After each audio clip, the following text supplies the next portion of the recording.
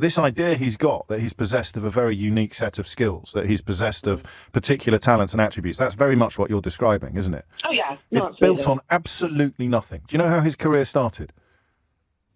Someone gave him a job? Yeah, he came out of He Oxford. deserved. He came out of Oxford and he wanted to be a journalist. So he tried to get on the traineeships, got turned down for the graduate traineeship at the Times and elsewhere. So then he went on what's called the milk round, which is when you try and get a job in finance, with a big consultancy firm or with a bank or a stockbroker. Didn't get a job there. He went to McKinsey, the consultancy firm, as part of that milk round and was interviewed by a very up-and-coming young executive. Do you know what that executive's name was?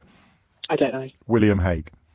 He didn't get hired there. So his godfather or somebody else in Buckingham Palace rang the Conservative Research Department and told them that he was a very extraordinary young man. So they gave him a job. And then he decided that if he wanted to get a nice safe seat at some point in the future, he'd better get a job in the real world. Otherwise, they'd just point out that all he'd ever done was work for the Conservative Party. Do you know how he got a job in the real world?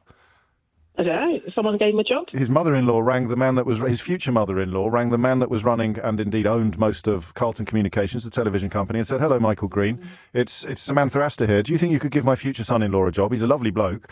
Can't get employed anywhere else off the back of his own talents and abilities and CV. But hey ho, what's the point of having strings if you never pull them?" And Michael Green turned around and said, "Yes, certainly. We'll make him director of communications." And that's the only job he ever really had in the real world. But he thinks he's a genius. It's incredible.